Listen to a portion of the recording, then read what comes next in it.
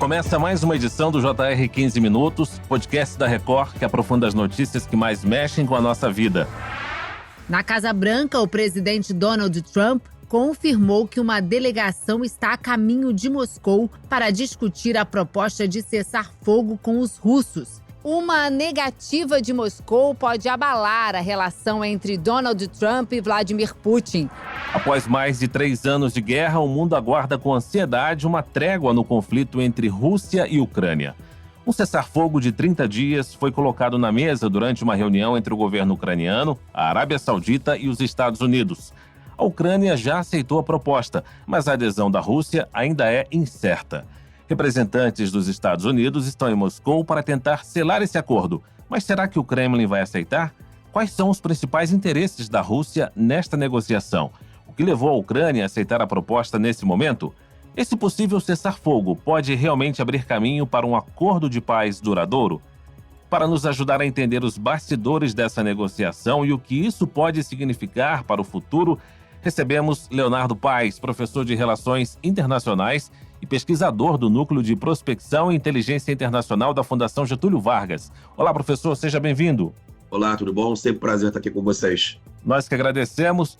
Quem nos acompanha também é Fábio Menegatti, repórter do Jornal da Record. O Menegatti, o que já se sabe sobre a reação do governo russo e o andamento dessas conversas? Oi, Fara. Olá, professor Leonardo. Pois é, o cenário ainda é de muita cautela, né?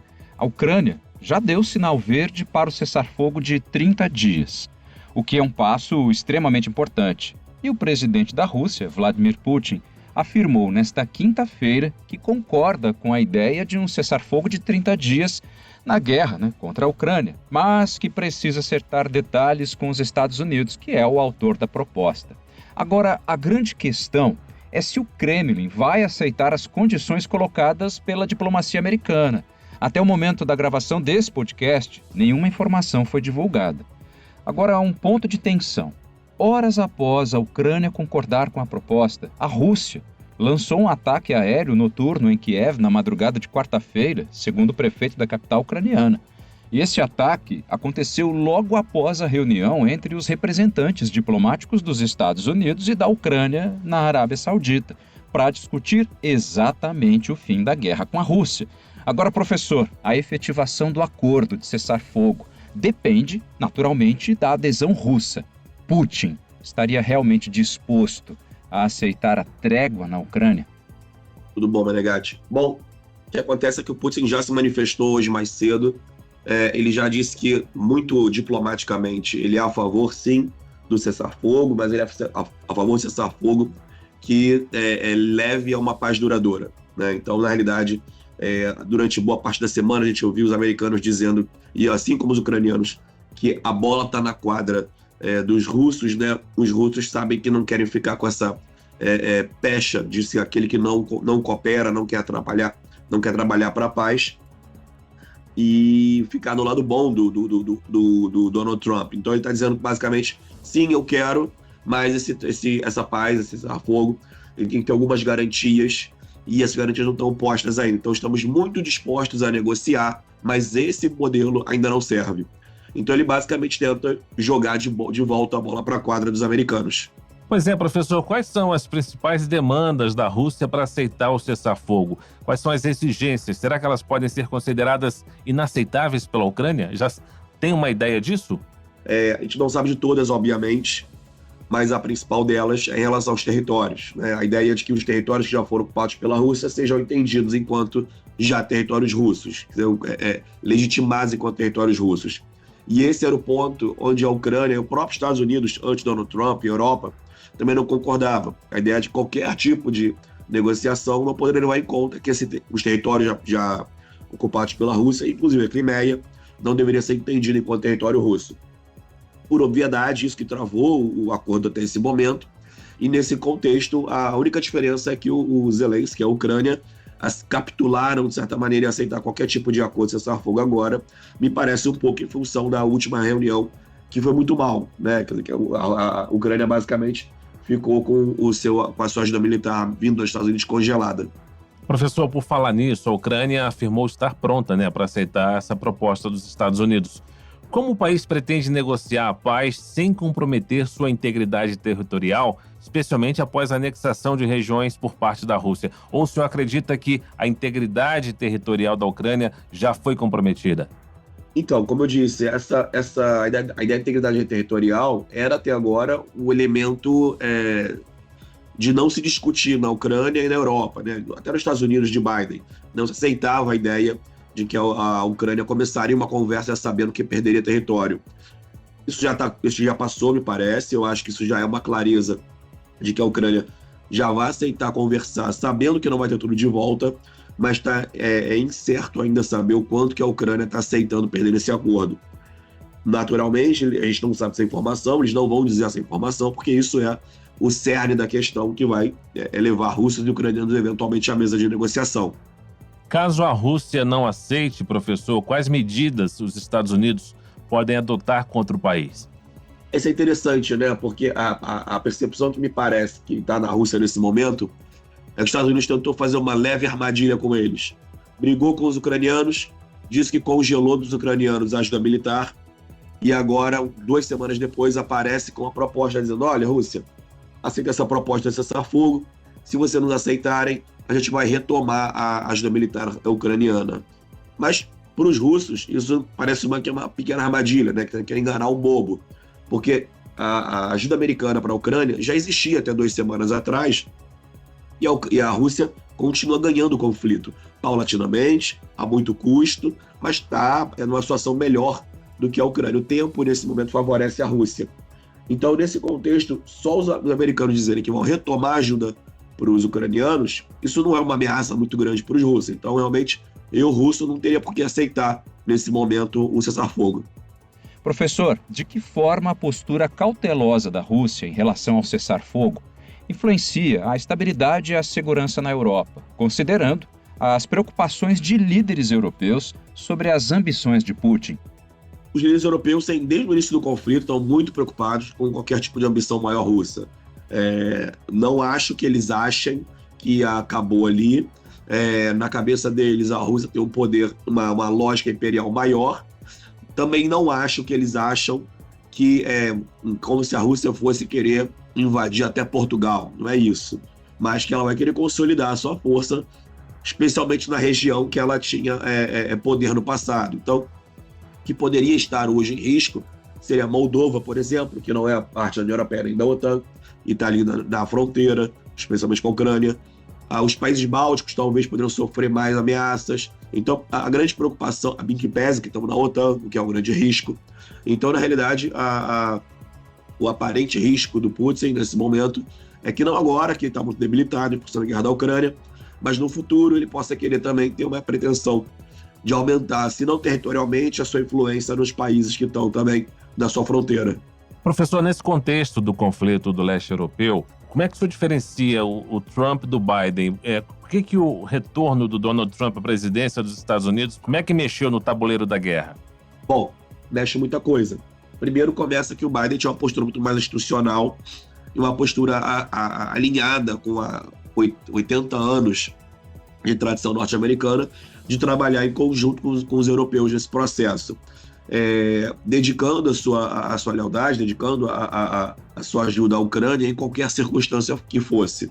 O Trump sacode esse tabuleiro, na medida em que ele aliena a Europa, ele já começa a tentar buscar canais para falar com os russos, ignorando a Europa, colocando a Europa de lado, dizendo que a Europa só participaria numa segunda etapa, ou seja, a gente janta, a gente resolve o jantar, vocês só vêm para a sobremesa. O Trump ele também inova nesse sentido, dizendo que considera a Ucrânia parte do problema, que a Ucrânia não é um aliado óbvio dos Estados Unidos.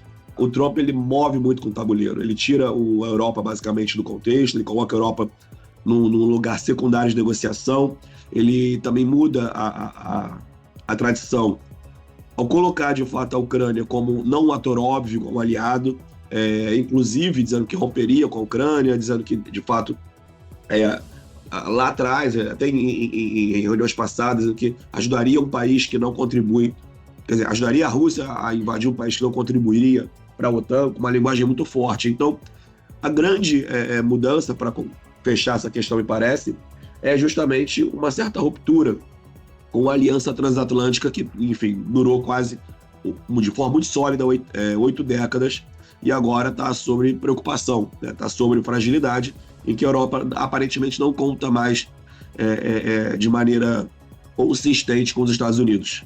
Agora, professor, eu queria falar um pouquinho sobre os principais obstáculos enfrentados nas negociações de paz anteriores. Brasil e China, por exemplo, ofereceram uma proposta de paz. A Ucrânia não aceitou, o presidente Zelensky rechaçou de primeira. E naquele momento a gente lembra que a Ucrânia contava com o apoio maciço de recursos dos Estados Unidos. E agora vem o Trump.